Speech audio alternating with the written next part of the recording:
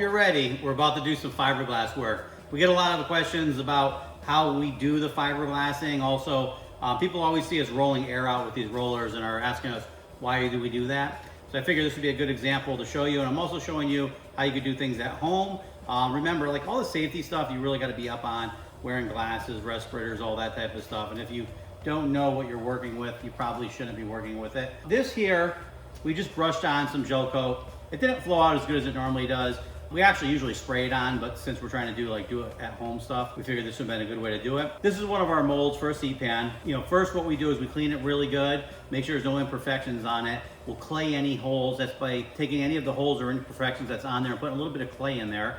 Then we actually will wax the whole mold. Sometimes on certain ones you might use another releasing agent like PVA, where you spray it on. That's just a real light film that you spray on that will actually ensure that your part pops off. It's not affected by solvents or chemicals, but water will wash it off. What we're gonna do right now is I'll show you a couple techniques of how we go through and apply the fiberglass after it's gel coated. So this pan was washed, prepped, waxed, and we put the gel coat on it, which is basically like a paint, and we let that sit up for probably about 4 or 5 hours. Now we're gonna actually do our laminating of our fiberglass. We're using a 3-ounce chop strand mat. We're gonna do 2 full layers, plus we're gonna go around and do some sizzler strips around the edge, and I'll show you what that is. When you're mixing this is a general purpose polyester resin, usually do 2 to 5% of your mix, and you gotta have to calculate that out. Now what I'm gonna do here is stir it up really good. You always wanna stir your resin up very thoroughly.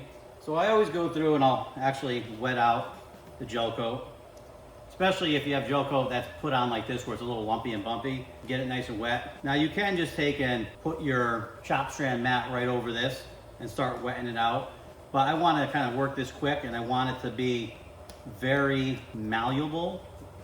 So I'm going to wet this out over here, flip this over. So basically all I did is I took a template piece, and I kind of sliced it up so it will lay out over here. I'm just going to take this piece that we just went out.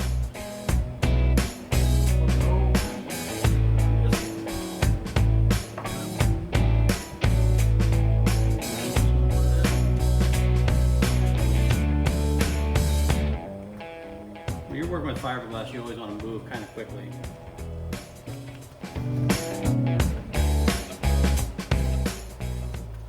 You'll see a lot of people, they'll wet it, kind of working backwards here so I can't really see it. You see the part that I don't see. So we just wet this out.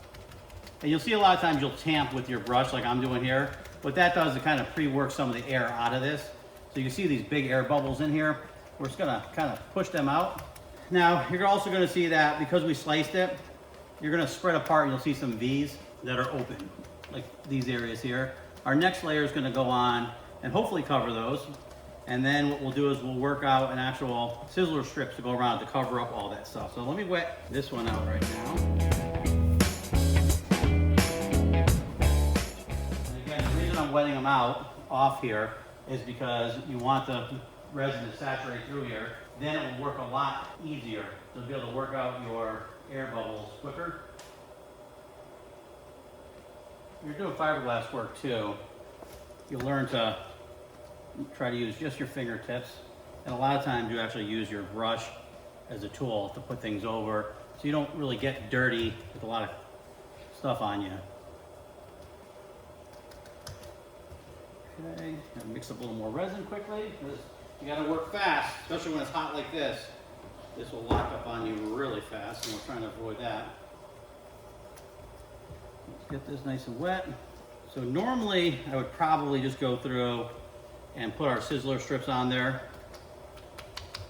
right now, but I'm gonna actually roll it out first to get some of the air out, because when it's really hot and humid like it is right now, this could lock up on you really fast.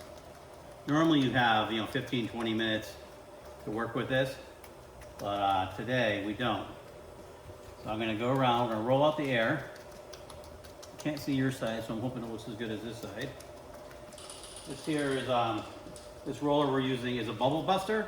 I like these ones. They have a little bit of a grit to it. And what we're doing is we're just kind of rolling. You don't really put a lot of pressure on this. You kind of let the weight of it do its thing.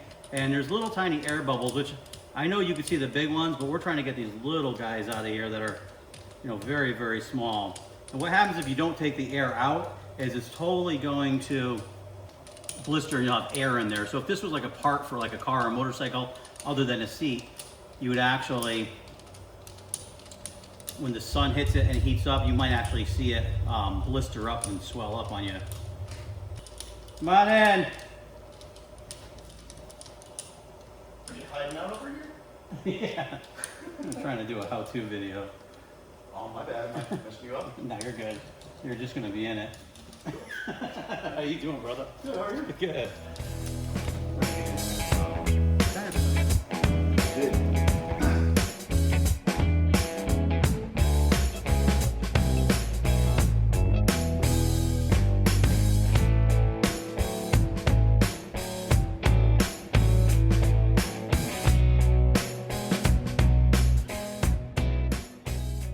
I'm just gonna roll out this sizzler strip you saw me put on.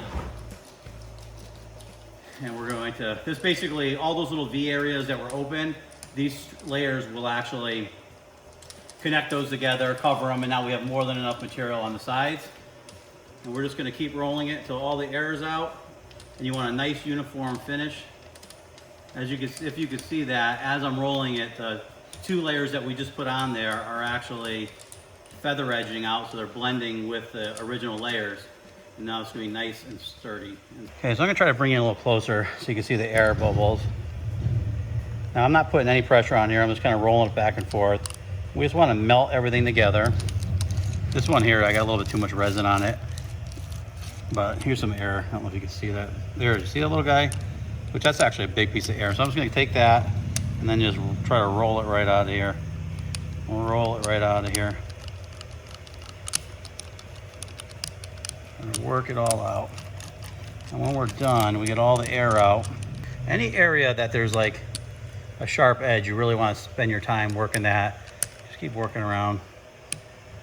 So if you're looking at this, because it's so wet, I was worried because it was so hot in here that I put too much resin on. Well, not too much resin on, but what will happen is you got to be careful because your product could get resin rich, and that's when you have too much resin to matte material. I'm gonna let this lock up, make sure there's no air and everything's feather edge, and that's it. Well, hopefully that helped you out, learn a little bit about what we do and why we do what we do, which I just saw I missed an air bubble. So while I get this air bubble, I'll catch you later.